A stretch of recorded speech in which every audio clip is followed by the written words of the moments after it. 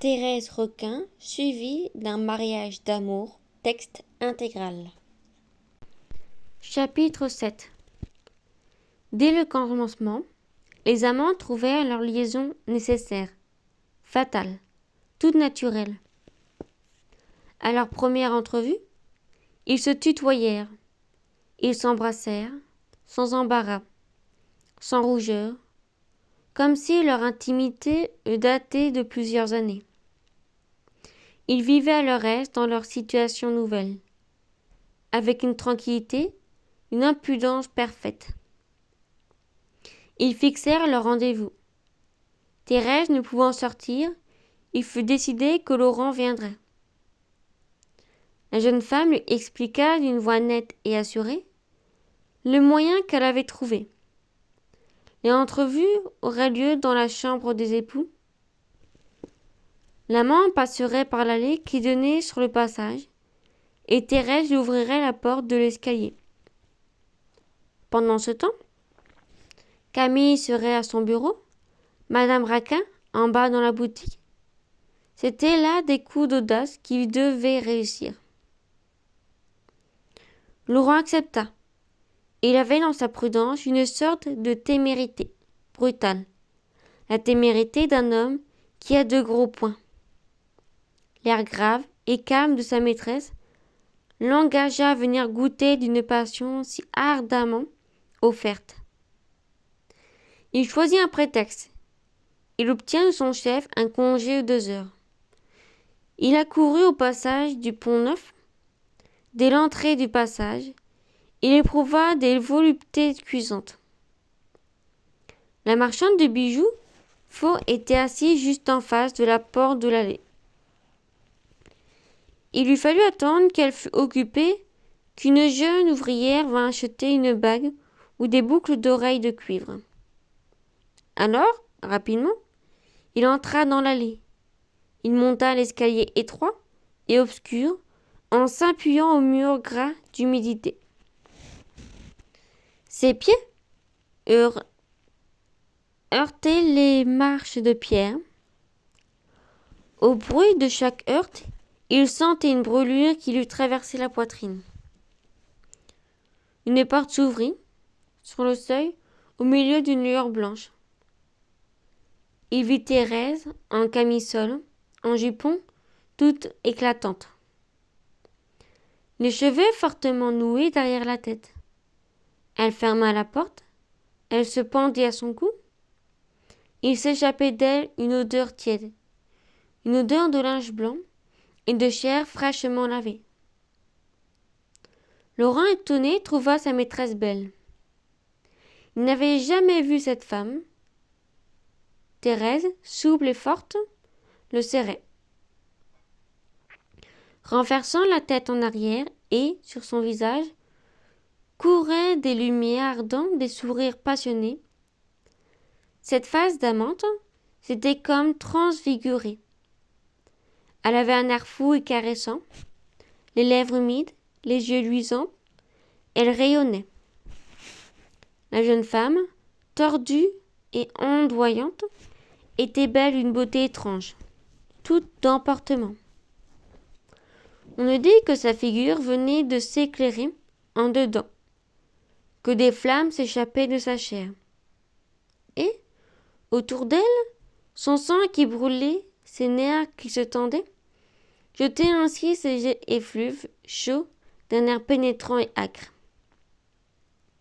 Au premier baiser, elle se révéla courtisane. Son corps, inassouvi, se jeta éperdument dans la volupté. Elle s'éveillait comme d'un songe. Elle naissait à la passion. Elle passait des bras débiles de Camille dans les bras vigoureux de Laurent. Cette approche d'un homme puissant lui donnait une brusque secousse qui l'attirait d'un sommeil de la chair. Tous ses instincts de femme nerveuse éclatèrent avec une violence inouïe. Le sang de sa mère, ce sang africain qui brûlait ses veines, se mit à couler, à battre furieusement dans son corps maigre, presque vierge encore. Elle s'étalait, Elle s'offrait avec une impudeur souveraine. Et, de la tête aux pieds, de longs frissons l'agitaient. Jamais Laurent n'avait connu une pareille femme. Il resta surpris, mal à l'aise, d'ordinaire. Ses maîtresses ne le recevaient pas avec une telle fougue. Ils étaient accoutumés à des baisers froids et indifférents, à des amours lasses et rassasiés. Les sanglots, les cris de Thérèse l'épouvantèrent presque, tout en irritant sa curiosité voluptueuse. Quand il quitta la jeune femme, il chancelait comme un homme ivre. Le lendemain, lorsque son calme sournois et prudent fut revenu, il se demanda s'il retournerait auprès de cette amante dont les baisers lui donnaient la fièvre. Il décida d'abord, nettement, qu'il resterait chez lui. Puis il eut des lâchetés. Il voulut oublier, ne plus voir Thérèse, dans sa nudité, dans ses caresses douces et brutales, et toujours elle était là, implacable, tendant les bras. La souffrance physique que lui causait ce spectacle devint intolérable. Il céda. Il prit un nouveau rendez-vous. Il revint au passage du Pont-Neuf. À partir de ce jour, Thérèse entra dans sa vie. Il ne l'acceptait pas encore, mais il la subissait. Il avait des heures d'effroi, des moments de prudence, et, en somme, cette liaison le secouait désagréablement. Mais ses peurs, ses malaises tombaient devant ses désirs. Les rendez-vous se suivirent, se multiplièrent. Thérèse n'avait pas de ses doutes. Elle se livrait, son ménagement. Un endroit là où la poussait la passion. Cette femme, que les circonstances avaient pliée et qui se redressait enfin, mettait à nu son être entier, expliquait sa vie. Parfois elle passait ses bras au cou de Laurent. Elle se traînait sur sa poitrine et, d'une voix encore haletante, « Oh, si tu savais combien j'ai souffert. J'ai été élevée dans l'humidité tiède de la chambre d'un malade. Je couchais avec Camille. La nuit, je m'éloignais de lui écœurée par l'odeur fade de son corps. Il était méchant et entêté. Il ne voulait pas prendre les médicaments que je refusais de partager avec lui. Pour plaire à ma tante, je devais prendre toutes les drogues. Je ne sais pas comment je ne suis pas morte. Ils m'ont rendue laide, mon pauvre ami. Ils m'ont volé tout ce que j'avais, et tu peux m'aimer comme je t'aime. » Elle pleurait. Elle embrassait Laurent. Elle continuait avec une haine sourde. « Je ne leur souhaite pas de mal. Ils m'ont élevée, ils m'ont recueillie et défendue contre la misère. Mais j'aurais préféré l'abandon à leur hospitalité. J'avais des besoins cuisants de grand air. Toute petite, je rêvais de courir les chemins, les pieds nus dans la poussière, demandant l'aumône, vivant en bohémienne. On m'a dit que ma mère était une chef de tribu en Afrique. J'ai souvent songé à elle. J'ai compris que je lui appartenais par le sang et les instincts. J'aurais voulu ne la quitter jamais et traverser les sables sur son dos. Ah, quelle jeunesse! J'ai encore des dégoûts et des révoltes lorsque je me rappelle les longues journées que je passais dans la chambre où râlait Camille. J'étais accroupie devant le feu, regardant stupidement bouillir les tisanes, sentant mes membres se roidir. Je ne pouvais bouger. Ma tante grondait quand je faisais du bruit. Plus tard, j'ai goûté des joies profondes dans la petite maison du bord de l'eau. Mais j'étais déjà appétit. Je savais à peine marcher. Je tombais lorsque je courais. Puis on m'a enterrée toute vive dans cette ignoble boutique. Thérèse respirait fortement. Elle serrait son amant en plein bras. Elle se vengeait. Ses narines minces et souples avaient des petits battements nerveux. Tu nous saurais croire, reprenait-elle, combien ils m'ont rendue mauvaise. Ils ont fait de moi une hypocrite, une menteuse. Ils m'ont tout fait dans leur douceur bourgeoise. Et je ne m'explique pas comment il y a encore du sang dans mes veines.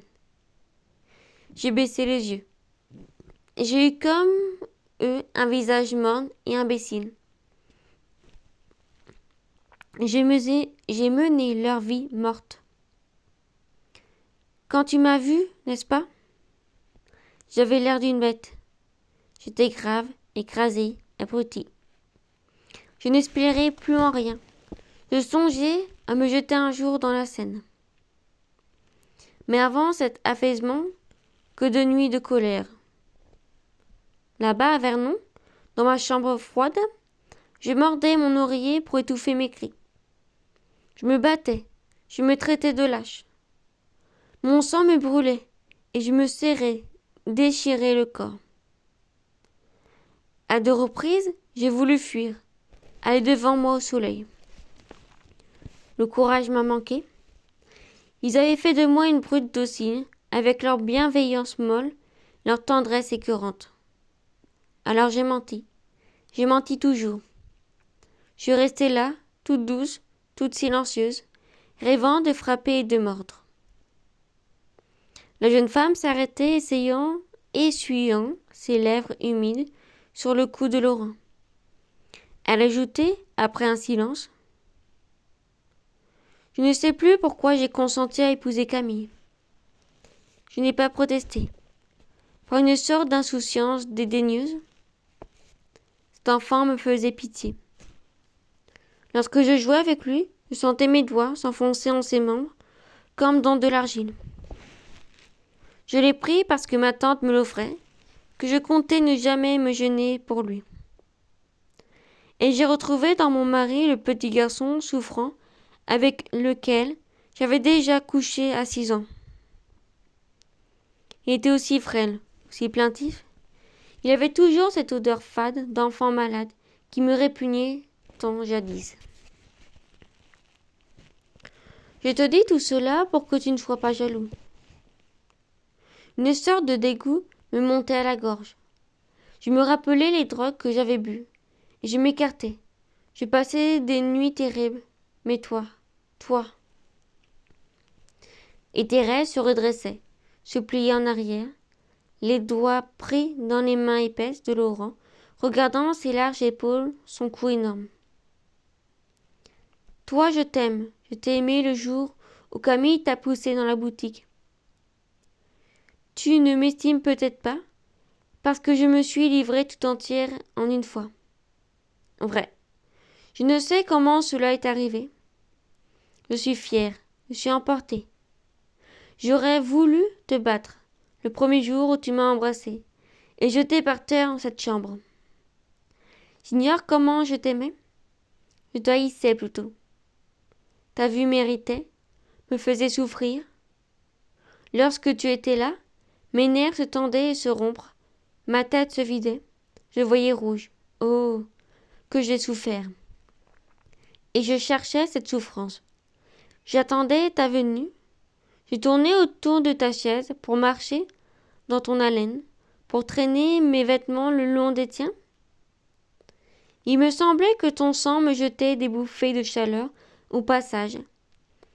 Et c'était cette sorte de nuée ardente dans laquelle tu t'enveloppais, qui m'attirait et me retenait auprès de toi.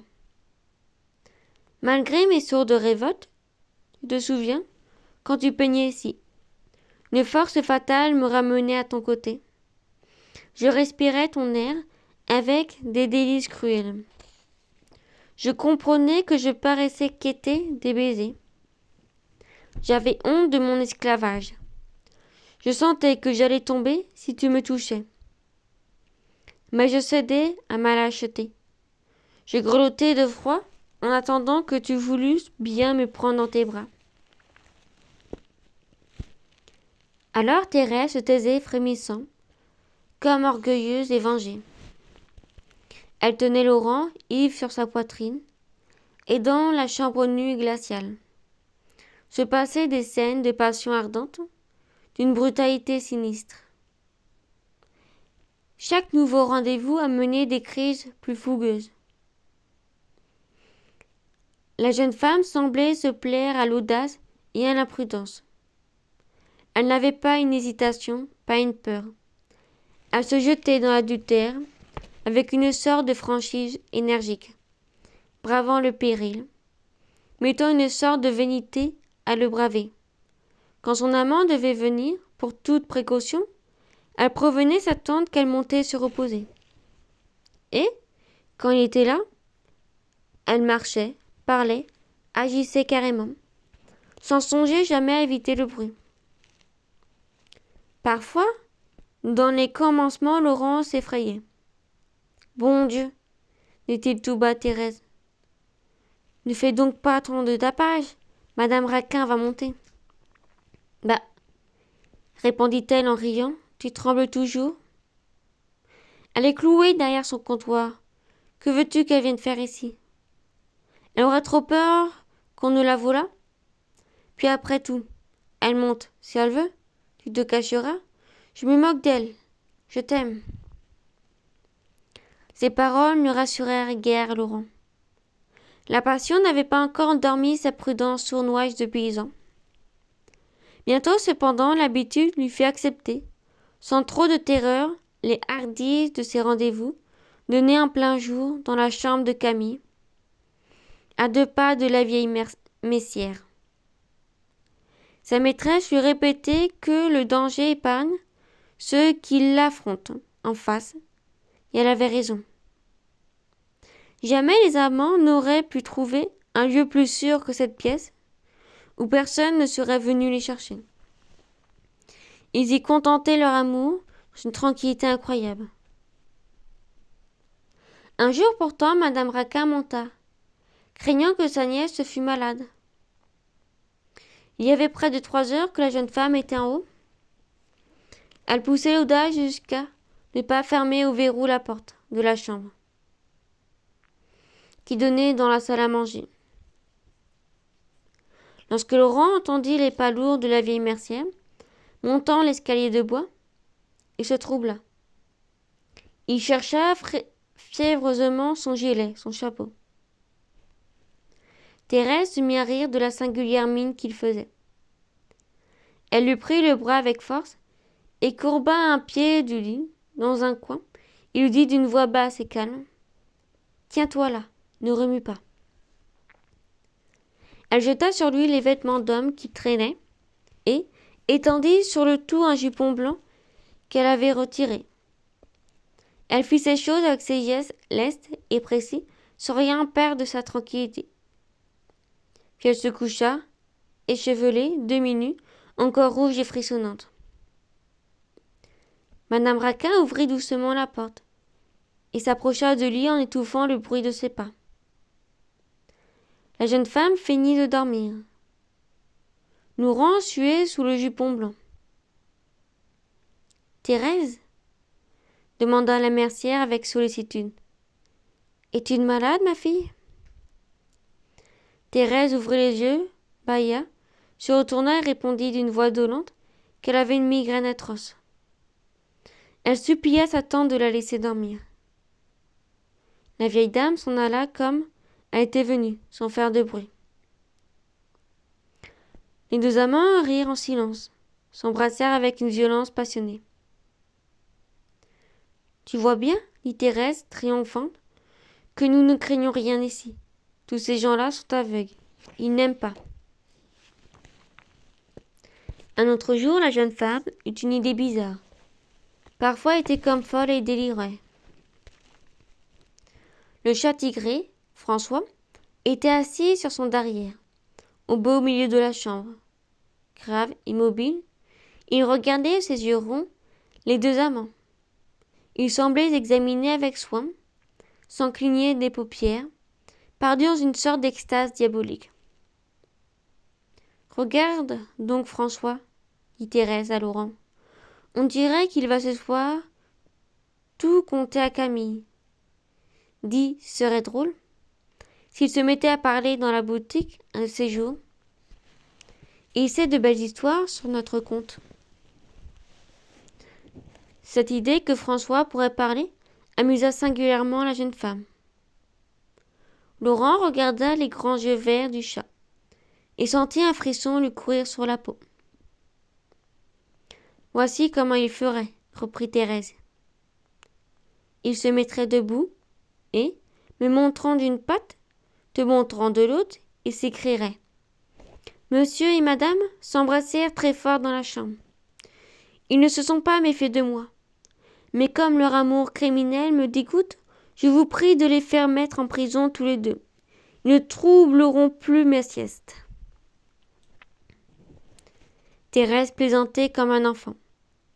Elle mimait le chat. Elle allongeait les mains en façon de griffes. Elle donnait à ses épaules des ondulations félines.